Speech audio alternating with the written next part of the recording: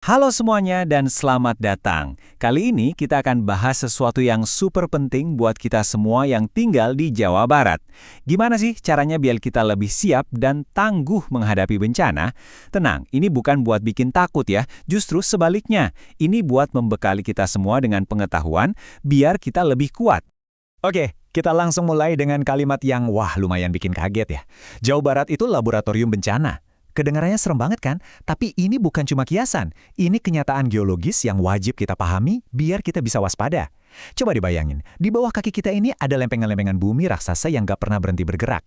Dan Jabar posisinya pas banget di pertemuan mereka. Nah, ngerti soal ini tuh langkah pertama biar kita jadi lebih siap, bukan malah jadi lebih panik. Oke, jadi ini dia nih yang bakal kita bahas. Pertama, kita bakal bedah dulu kenapa Jabar itu rawan bencana. Terus, yang penting banget, kita lihat ancaman spesifik di daerah Anda, entah itu di utara, tengah, atau selatan. Habis itu, kita langsung masuk ke hal-hal praktis, mulai dari apa yang bisa kita lakuin di rumah, di lingkungan, sampai kebijakan yang lebih gede. Yuk, langsung aja kita mulai. Nah, pertanyaan besarnya, kenapa sih Jawa Barat ini kok rawan banget? Ini bukan soal nasib sial atau apa ya, ini murni sains. Kita itu secara harfiah hidup di atas salah satu zona geologi paling aktif di planet ini. Bayangin aja, ada pergerakan lempeng tektonik yang nggak pernah berhenti. Ada patahan-patahan aktif yang melintasi daratan. Plus, kita juga dikelilingi deretan gunung api yang jadi bagian dari cincin api Pasifik. Lengkap banget kan? Nah, ini dia nih biang keladinya. Coba kita lihat. Di darat ada yang namanya sesar aktif, kayak sesar Lembang atau sesar Cimandiri. Ini tuh kayak retakan besar di kerak bumi yang bisa tiba-tiba gerak dan ngelepasin energi. Jadilah gempa. Terus kalau kita lihat ke Laut Selatan, ada zona subduksi. Ini tempat lempeng Indo-Australia nyelesup ke bawah lempeng Eurasia. Proses ini terus-menerus numpuk energi super besar. Kalau energinya lepas, bisa jadi gempa megatrust dan tsunami. Ini bukan cerita film ya, ini kekuatan alam nyata yang harus kita hadapi. Oke, sekarang kita masuk ke bagian yang paling krusial. Catat ini baik-baik ya, risiko bencana di Jawa Barat itu nggak sama di semua tempat. Beda lokasi, beda ancaman. Apa yang jadi ancaman utama di pesisir utara, itu beda banget sama yang di pegunungan tengah atau di pantai selatan. Makanya penting banget buat Anda tahu, saya tinggal di zona risiko apa. Tahu jawabannya itu langkah pertama buat jadi siaga, tapi dengan cara yang cerdas dan tepat sasaran. Biar gampang, kita coba bagi Jawa Barat jadi 3 zona utama ya, berdasarkan risikonya. Utara, tengah, dan selatan. Coba deh sekarang lihat petanya, dan cari kira-kira posisi Anda di mana. Kenapa? Soalnya apa yang akan kita bahas selanjutnya bakal spesifik banget buat tiap wilayah ini. Nah, tabel ini ngerangkum semuanya dengan jelas. Coba kita lihat. Kalau Anda tinggal di wilayah utara, misalnya di Bekasi, Karawang, Cirebon, ancaman terbesarnya itu banjir sama kekeringan. Beda lagi kalau di wilayah tengah, kayak Bandung Raya, Bogor, Sumedang. Di sini, yang harus diwaspadai itu tanah longsor, gempa dari patahan di darat, dan jangan lupa, ada juga gunung-gunung api aktif, jadi harus siap juga sama letusan, hujan abu, atau lahar dingin. Nah, buat Anda yang ada di pesisir selatan, mulai dari Sukabumi, Garut, sampai Pangandaran, ini risikonya paling kompleks. Ada ancaman gempa megatrust dan tsunami. Di sini, kecepatan kita buat evakuasi itu jadi kunci mutlak buat keselamatan. Oke, kita udah tahu nih risikonya. Terus pertanyaannya, terus saya harus gimana? Jawabannya sederhana. Semuanya dimulai dari rumah kita sendiri. Yap, dari rumah. Semua strategi besar itu dimulai dari langkah-langkah kecil yang nyata. Ingat ya, provinsi yang tangguh itu dibangun dari setiap keluarga yang siap siaga. Nah, ini bagian yang harus dilatih, bukan cuma dihafal. Anggap aja ini simulasi. Bayangin, detik ini gempa terjadi, apa yang harus kita lakukan? Langsung, berlindung, lindungi kepala, bertahan. Cari meja yang kokoh, jauhi jendela. Oke, skenario kedua, banjir. Begitu ada peringatan, langsung pindah ke tempat yang lebih tinggi. Jangan pernah coba-coba nerobos genangan. Kenapa ini harus dilatih?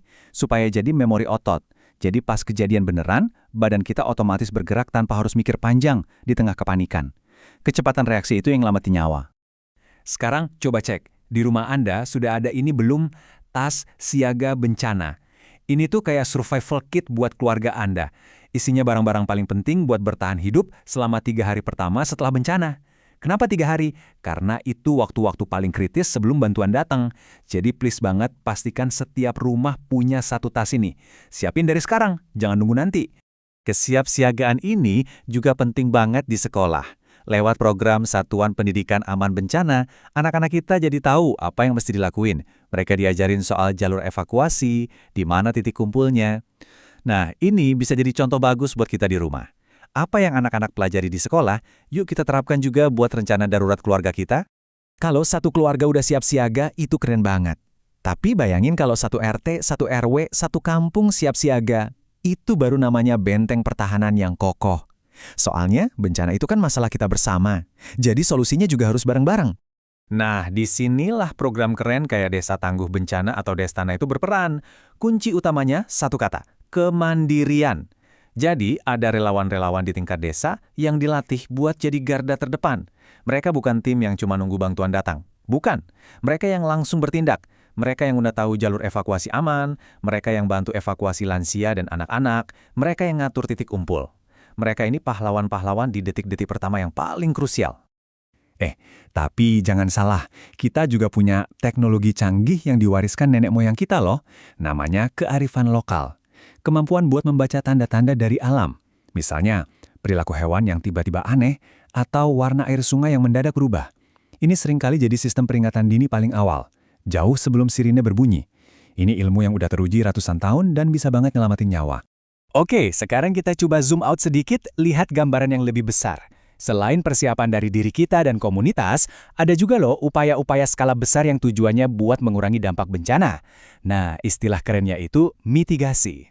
Di sini penjelasannya enak banget. Jadi mitigasi itu ada dua jenis. Pertama, yang struktural. Ini yang kelihatan mata, yang bentuknya fisik. Contohnya, pembangunan bendungan buat nahan banjir, atau masang alat-alat peringatan dini. Termasuk juga penghijauan lereng. Nah, ini yang kita semua bisa ikut serta.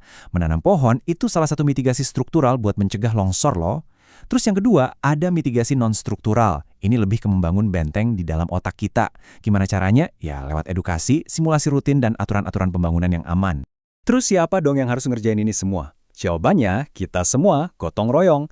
Ada model keren namanya pentahelix. Anggap aja ini kayak sebuah orkestra. Pemerintah itu dirigennya yang bikin kebijakan. Akademisi kasih partiturnya dari hasil riset. Dunia usaha bantu sediain alat musiknya lewat sumber daya. Media jadi pengeras suaranya, nyebarin info yang benar. Dan yang paling penting, kita semua, komunitas adalah pemain musiknya. Tanpa kita, nggak akan ada suaranya. Wah, kita udah ngebahas jauh banget ya, mulai dari gerakan lempeng bumi di dasar laut sampai ke isi tas siaga bencana di rumah. Sekarang yuk kita tarik benang merahnya, kita satukan semua ini jadi satu ide besar.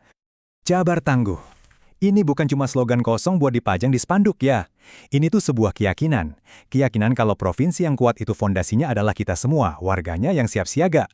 Warga yang tahu harus ngapain, yang peduli sama tetangga sebelah, dan yang ikut jaga lingkungannya.